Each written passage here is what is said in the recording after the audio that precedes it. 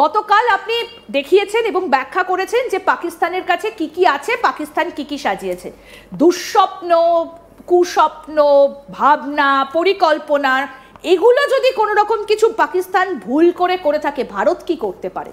ইন্দিরা, আমরা দেখেছি এই অপারেশন রাইজিং লায়ন, যেখানে ইসরায়েল এই 12 দিনের লড়াই, তাদের মুখ্য মানে মেন অবজেক্টিভ ছিল হচ্ছে যে ইরানে যে এনরিচমেন্ট অফ ইউরেনিয়াম সেটাকে ধ্বংস করে দেওয়া, এবং নিউক্লিয়ারাইজেশন যারা করতে চাইছে, ওয়েপেনাইজ করতে চাইছে, সেই সব রাষ্ট্রকে আমরা দেখেছি মার্কিন যুক্তরাষ্ট্র কিন্তু ইসরায়েলের পাশে ছিল।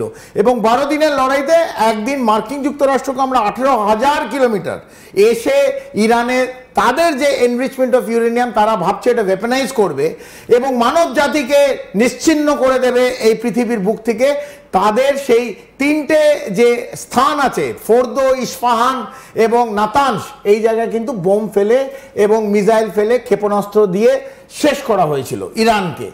যদি ইরানকে করা হয় তাহলে ভারতের পাশের দেশ পাকিস্তান, যে সকালে ঘুম থেকে ওঠার থেকে রাত্রির অবধি পুরো বিশ্বকে, বিশেষ করে ভারতকে ভয় দেখায়, এই নিউক্লিয়ারের ভয়, যেটা আমরা গতকাল আপনি সঠিকভাবে বললেন, কোথায় কোথায় ওদের নিউক্লিয়ার ইনস্টলেশন, কোথায় ইউরেনিয়াম এনরিচমেন্ট পাকিস্তানও করছে, সেইখানে ভারত কেন চুপ করে বসে থাকবে?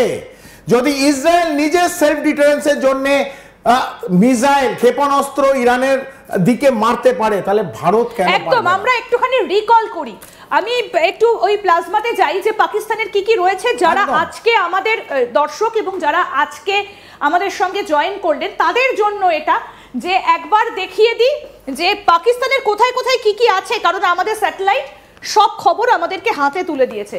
প্রথম যেটা দেখাবো যে কোথায় কোথায় পাকিস্তানের গোপনে নিউক্লিয়ার রাখা আছে, খুব চটপট আমি একটু রান করাতে বলবো। আরকো, গুজরানওয়ালা, এগুলো আমরা গতকাল ইন্দিরা সবাইকে একদম ডিটেইলস দেখিয়েছি, আপনি একটু সবাইকে জানান এটা। খুচদার, এই সব জায়গায় কিন্তু নিউক্লিয়ার ইনস্টলেশন আছে। পানোয়াকিল, এই সব জায়গাগুলোতে নিউক্লিয়ার পাকিস্তান রেখে দিয়েছে।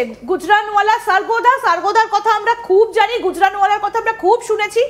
তারপরে আর কোথায় রয়েছে? আরকো, মাসুর বিমান ঘাঁটি, এটা করাচি, সারগোদা, গুজরানওয়ালা, ইসলামাবাদ, এই জায়গাগুলোতে রাখা রয়েছে। এই প্রত্যেকটা জায়গা যেখানে মার্ক, একদম এই জায়গাগুলোতে নিউক্লিয়ার, কারণ পাকিস্তান মনে হচ্ছে এখন তারা ভাবছে চোখ বন্ধ করে রাখছি আমরা, আর কেউ দেখতে পাবে না, ব্যাপারটা এরকম নয়, আমরা সব দেখতে পাচ্ছি। এবং কোথায় আছে, আমি মানে এই পাকিস্তানের নিউক্লিয়ার কথাটা বলতে যারা মেইন স্ট্রিম মিডিয়া অথবা যারা প্রিন্ট মিডিয়া অথবা ভারতের বিভিন্ন সংস্থা, তারা কিন্তু মুখে আনে না।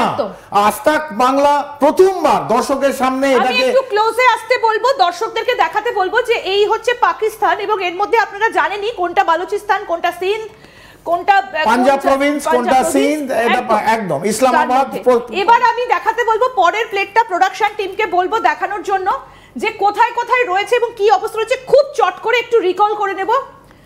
এই যে গুজরানওয়ালার সেই গোপন ছবি, যে গোপন ছবির কথা বলছিলাম আমরা, এই যে দেখুন গুজরানওয়ালা ফর্টিফাইড বাংকার, ইন্দিরা, এখানে কোথায় কোথায় নিউক্লিয়ার যে স্টকপাইল সেগুলো রাখা আছে গুজরানওয়ালায়। এই কমপ্লিট এই ছবিটা প্রথমবার যদি কোনো মিডিয়া দেখিয়ে রাখে, এটা আজ তাক বাংলা, আমাদের কাছে কিন্তু ছবি আছে একদম। তারপরে খুব তাড়াতাড়ি আমি দেখাবো পানোয়াকিলের ছবি, এই যে পানোয়াকিল গ্যারিসন, এই যে টিএল, এগুলো হচ্ছে লঞ্চার, এখান থেকে মিসাইল লঞ্চ করবে। আর এটা খুবই কাছে, মানে ভারতের যে কোনো শহর, দিল্লি অবধি এইখান থেকে পানোয়াকিল গ্যারিসন থেকে কিন্তু তারা নিউক অ্যাটাক করতে পারে। নেক্সট পরেরটায় যাব খুব তাড়াতাড়ি। এই যে পাকিস্তানের গোপন নিউক্লিয়ার ঘাঁটি ফাতেহাজংয়ের গোপন ছবি, এই যে এই জায়গাগুলোর ছবি আমরা গতকাল দেখিয়েছিলাম, এবং এখানে এই যে এপ্রিল 2022-এ কি পজিশনে ছিল, আর এই যে এইগুলো নতুন কনস্ট্রাকশন, কিন্তু এই যে ইয়েলো ডট, এগুলো কিন্তু কনস্ট্রাকশন হচ্ছে, তার মানে আরো স্টকপাইল আসছে এবং ওরা নিজেদের স্টকপাইল বাড়াচ্ছে। আমাদের কাছে যা খবর, সিপ্রি যে স্টকহোম পিস রিসার্চ ইনস্টিটিউট, তারা বলছে পাকিস্তানের কাছে 160 থেকে 170টা ওয়ারহেড এখনো আছে। তাই ভারতকে চিন্তা করতে হবে, ভারত নিজের ভূমি, আমার 140 কোটি মানুষের জন্য চিন্তা করতে হবে। আমি নিশ্চিত ভারতে যাদের চিন্তা করা উচিত তারা চিন্তা করছে। তবু এই যে ডিনিউক্লিয়ারাইজেশন অফ পাকিস্তান, যদি আমরা ইরানের ডিনিউক্লিয়ারাইজেশন বলি, মার্কিন যুক্তরাষ্ট্র ইসরায়েলের পাশে দাঁড়িয়ে লড়াই করছে, তাহলে ভারত নিজের ভূমির জন্য, নিজের সার্বভৌমত্বের জন্য কেন ডিনিউক্লিয়ারাইজেশন অফ পাকিস্তান বলবে না? যে পাকিস্তান, আবার বলছে, আসিম মুনির সকাল থেকে রাত্রির যদি ভারতের দিকে চোখে চোখ থেকে ভয় দেখায় যে আমাদের নিউক আছে, এবং আমরা কতদিন এই ভয় পাবো, কেন এই ইনস্টলেশন গুলোকে ভারত গুড়িয়ে দেবে না, সেটা আমাদের দেখতে হবে।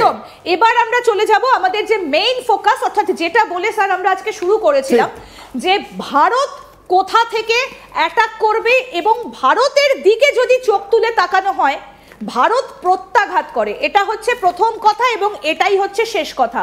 ভারত প্রত্যাঘাত করে, ঠিক যেমন অপারেশন সিন্দুরে দেখিয়ে দিয়েছে। আমরা প্রথমে এটা এই ম্যাপটা আমি একটু বলবো আমার চিত্র সাংবাদিককে ম্যাপটা একটু খুব কাছ থেকে দেখানোর জন্য। এই হচ্ছে পাকিস্তান এবং কোথায় কোথায় এই জায়গাগুলো রয়েছে। এই যে দেখুন, ইসলামাবাদ, গুজরানওয়ালা, সারগোদা, পানওয়াকিল, খুচদার, আরকো, মাসরুর বিমানঘাটি, করাচি।